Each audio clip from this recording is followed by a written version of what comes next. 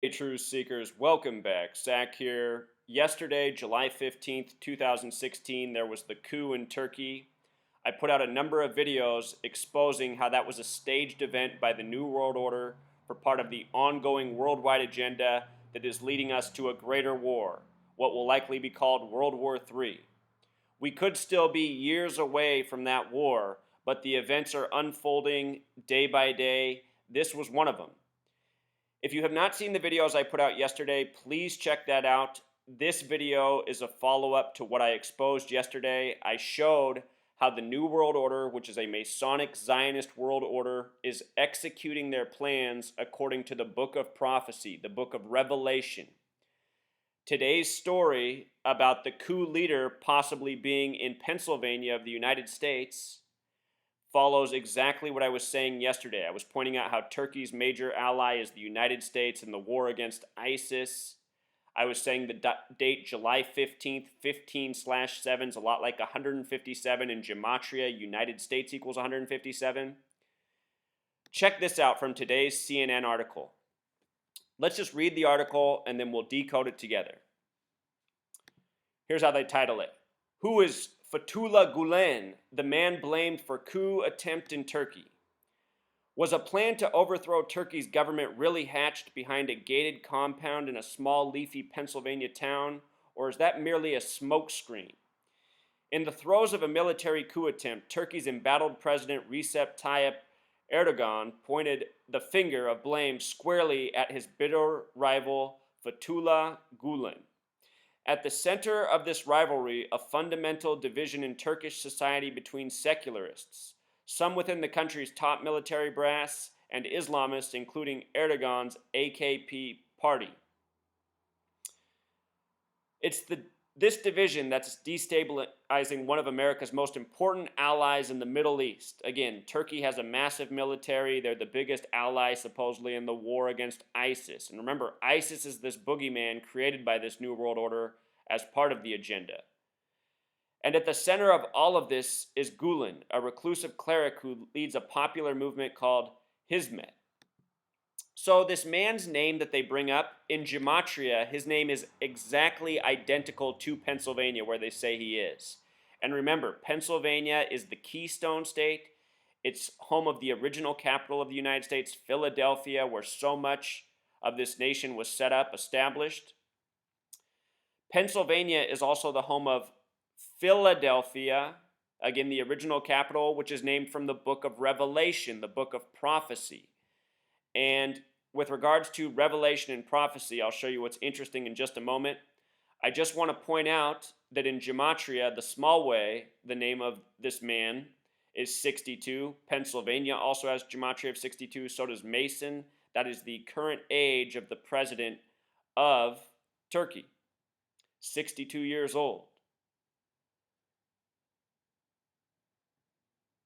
Continuing the article, who is this mysterious man in Pennsylvania? We'll get to the Revelation connection in a moment. The 75-year-old imam went into self-imposed exile when he moved from Turkey to the United States in 1999 and settled in Saylorsburg, Pennsylvania. That town is key. He rarely speaks to journalists and has turned down interview requests from CNN for more than 4 years. Supporters describe Gulen as a moderate Muslim cleric who champions interfaith dialogue. Promotional videos show him meeting with Pope John Paul II in the Vatican in the 1990s. Pope John Paul II replaced Pope John Paul I, who was murdered on his 33rd day of being Pope, killed on a date with 44 numerology, the kill number. Just a little side note there. He also met frequently with rabbis and Christian priests in Turkey. Talk about New World Order, right? The Vatican, the Zionists, the Freemasons in high places. This is what the New World Order is. Gulen has a loyal following known as Gulenists in Turkey who also subscribe to the Hizmet movement. So, Saylorsburg, Pennsylvania, and Pythagorean Gematria sums to the same thing as Key of David.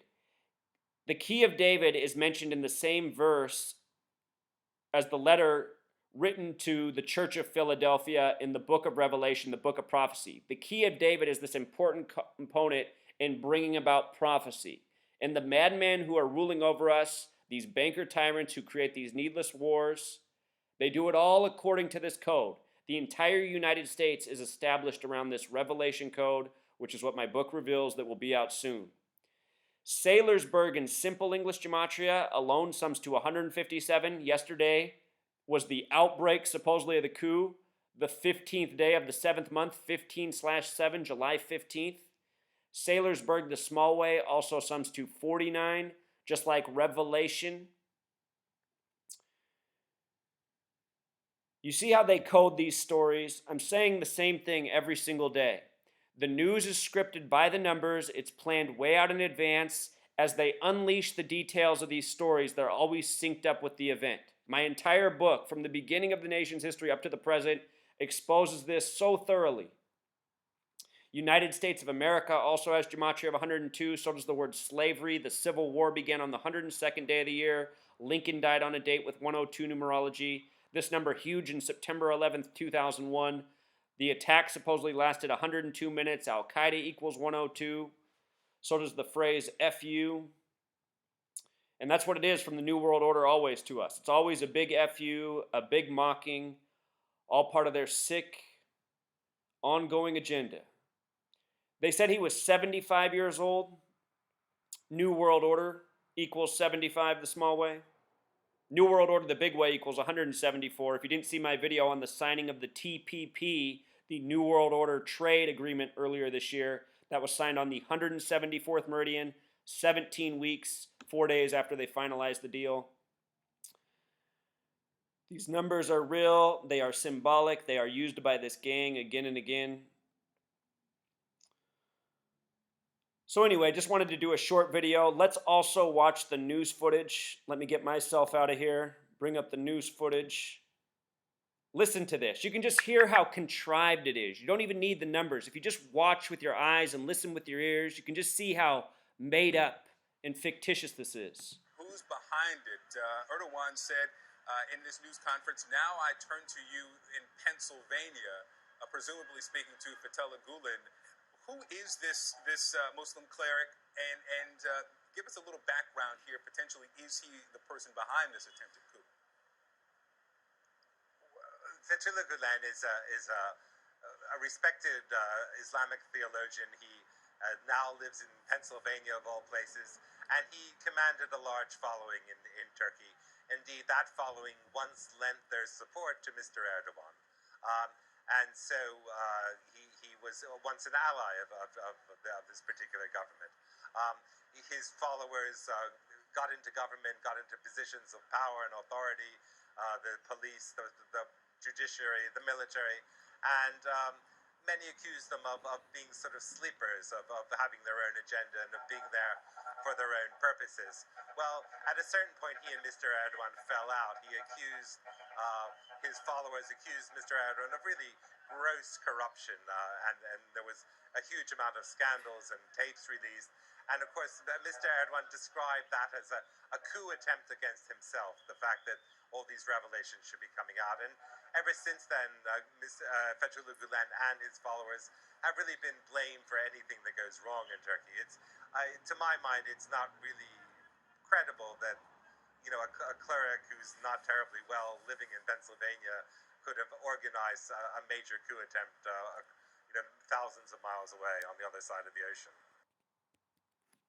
That guy didn't even seem so sure about the news he had to deliver.